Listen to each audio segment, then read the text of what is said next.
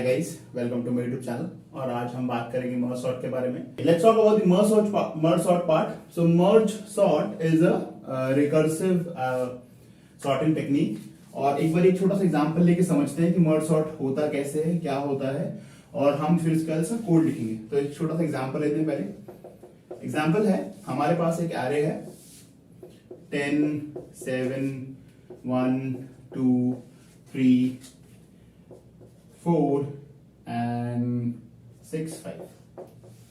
So we have an array of this. Now what we are saying is merge sort. In merge sort what happens is आप किसी भी बड़े array को दो छोटे arrays में डिवाइड कर देते हो और तब तक डिवाइड करते चलते हो उनको जब तक आप किसी सिंगल एलिमेंट पे ना पहुंच जाओ, और उन सिंगल एलिमेंट को फिर आप मर्ज करना स्टार्ट करते हो विद सॉर्टिंग पार्ट। तो अगर मैं इसको 10 इस पूरे एरे को दो छोटे पार्ट में डिवाइड करूंगा तो मेरे पास दो छोटे पार्ट आएंगे 10, 7, 1, 2 and 3, 4, 6 and 5। अब फर्दर इन दो को हम फिर से दो छोटे छोटे उसमें डिवाइड करेंगे। तो इस वाले केस में पास आ जाएगा 10, 7, 1, 2 और यहां पे 3, 4 and 6, 5। फिर से इन चारों को हम दो में डिवाइड करेंगे और इस बार हमारे पास जो एलिमेंट आएगा वो आएगा 10, 7, 1, 2, 3, 4, 6 and 5। अब क्योंकि आप इन सब को एक सिंगल एलिमेंट पे ले आए हो इन एरेज को, तो अपने आप में सारे एरेज सॉर्टेड हैं क्योंकि सिंगल एलिमेंट है and they are in their first position, so sorted already. Now we'll merge them. When we'll merge them, we'll also sort them out. So 7 will come first and 10 will come later. Similarly, 1 will come first and 2 will come later, 3 will come first and 4 will come later, and 5 will come first and 6 will come later. Now these four arrays which are merged of these previous two arrays are sorted. Now we'll merge these two, and when we'll merge these two, it will be 1, 2 and 7, 10. It's a sorted array. Similarly for this also, when we'll merge it, it will be 3, 4, 5, 6. It's a sorted array. Now finally, when we'll reach to this point, we'll merge them also. And when we'll merge them, it will be 1, 2, 3, 4, 5, 6 and 7, 10. So we started from here and we reached till here in a sorted format. How we did it? We divide them till the point we reach to a position where every element is single in its array, and then we'll start merging them. And after merging, at whatever point we are merging them, we are sorting them also. And at the end, we reach to the final solution. So now, when I said it's a recursive sorting technique, why? Because if you're dividing it, then you're again end up with an array which is unsorted. Right? So here it was only a bigger array, now here is smaller array, but the problem is still same. Again you divide it, you are still here with the same problem, an array, unsorted array that you need to sort. Now but just the only difference is at every level the array is smaller and smaller. That's why it's a recursive solution. So if you want to solve this bigger problem, you are solving the smaller problem first and then merging the solutions and then finding the solution for the bigger problem. That's why it's a recursive sorting technique. Now let's write down the code of this. We have understood the example. Now let's write down the code of this. Now let's say we have a function and let's call that function as merge sort only. Okay. And in this case, it is receiving nums, which is an array of integer, and we are also returning an array of integer. We are receiving an array of integer which is unsorted, but we are returning an array of integer which is sorted. Okay. Now, in this case, so let me first divide the board into half. Now let's start from here, and I'm saying this is a recursive solution we are writing. So I'm saying let's find out the length of nums. Now see, if it is recursion, if we go back to our recursion basics, so we need a base condition where the recursion will stop. Now in this case, n, if it is less than equal to 1, if n is less than equal to 1, in that case we cannot do anything further, because if n is 0, then there is nothing in the nums. We can simply return the nums, because the sorted array will also have nothing. And if the length is 1, then it's already sorted. Return the nums. That's it. So this is nothing but our base condition. This is nothing but our base condition. So I can say it is a base condition for us. That's it. Base condition of our recursion. Now we know num has more than one element. We need to sort it out. But as we talked about in our merge sort, we have to divide the array into smaller parts. So I'm calling it as, let's find out the middle from where till up to which element we have to divide. That will be n by 2. Simple. That's nothing else. N by 2. That's the middle part till where we're going to divide. So we are simply saying we are going to divide the array in two different sorted arrays. But how we are going to sort them? With the same function, merge sort. We are calling it as a recursive solution. So we are calling the recursion part here. And in this, we are again passing the nums, but not the entire nums. We are passing from 0th position till mid only. In Golang, when we are writing this way, it is from 0 till mid, but mid is not included in that. It's exclusive. So it will be mid minus 1. Similarly, the right sorted. In that case, merge sort, again calling the same function with nums. Now in this case, mid colon n. If we are not mentioning anything here, it will take up to n.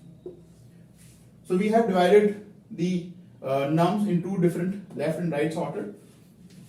Why I am calling sorted? Because when this function will return, it will return a sorted array only. Now we got the sorted of left and right. We have to merge it.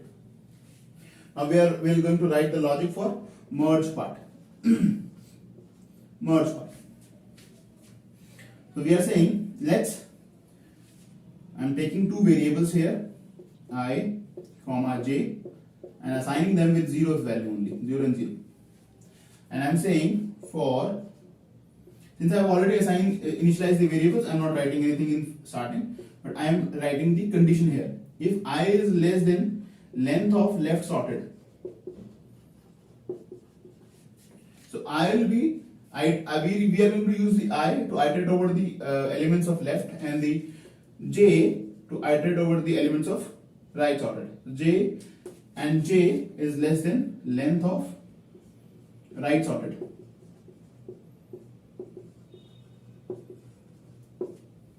And in the increment part, I am not incrementing them here. I will increment them inside the for loop only. So I am saying the first if condition is if left sorted I, the element of I at ith position of the left is less than equal to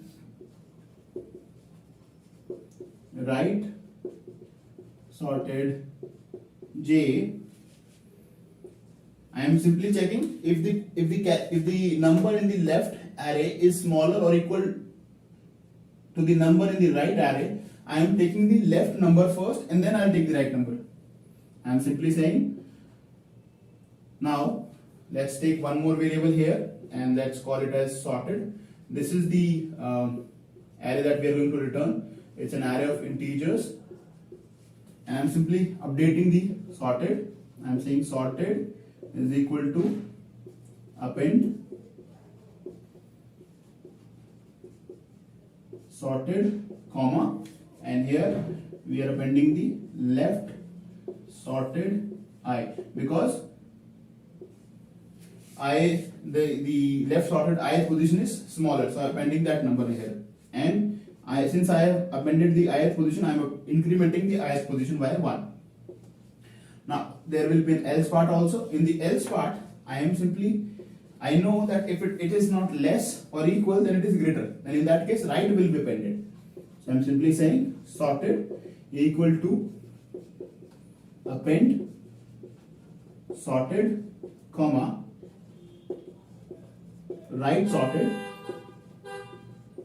jth position. and j plus plus. We are incrementing, means we have appended the jth position, we are incrementing the jth position also. Now we have taken care of the left and right, both the scenarios, but the condition doesn't end here, because we know that in this AND condition either this one will fail or this one will fail. If j fails, then that means all the right elements are inside, but left might still have something in there.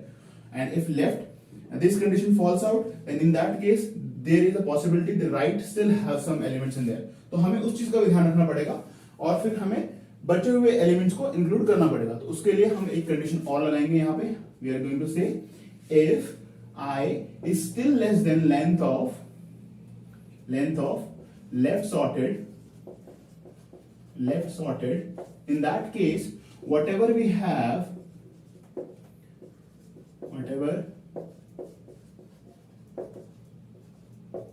in the left sorted from ith position till end, append that simply. And similarly we are writing one more condition for the jth part. We are saying j if length of right sorted, if something is still there in the right sorted array, append that also. We are saying sorted equal to append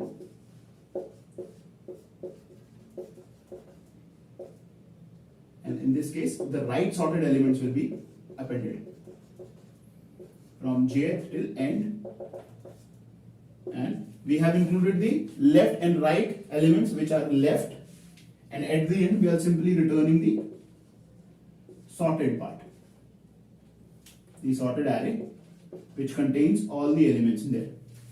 So first we check the base condition here. If the length is less than 1 or if the length is equal to 0 or 1, in that case we are returning the nums as it is because it's a base condition. Then we are sorting out the left and right, basically the division part here we are doing here only, and then we are doing the merging part. We are merging the left and right what we have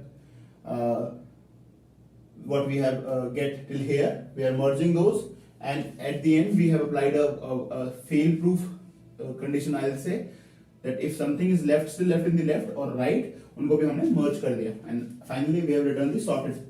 Now the time complexity for this algorithm is, since understand one part, we are dividing it, right? We are dividing a bigger problem in two, and every time in two. That means we are dividing the every time a bigger problem into two, and this will lead to how many iterations to us? It will lead to the iteration till the time division will go on from first, right? So every time the problem is getting divided into half. So at every position we are having only n elements, maximum n elements, because the elements are divided here, maximum n elements there. And how many times you are going to iterate over the n elements? The height of this tree, which is nothing but log n. So the time complexity of this problem is order of n into log n times, n log n maximum. And yes, the space complexity is more because you are storing the solution in an array again at every iteration. So this space complexity is more here. Time complexity is pretty good, but the space complexity is more. So you can simply say space complexity here. We are storing a sorted array again at every position. So order of n is the space complexity we are using. Now why it is not n log n? Because not every call will be there in the memory every time. At a given position, maximum n elements will be there. Maximum n elements. That's why it's order of n. Okay, so that's all for this solution, guys. Please like and subscribe. Let me know if there is any doubt in the comments. Thank you.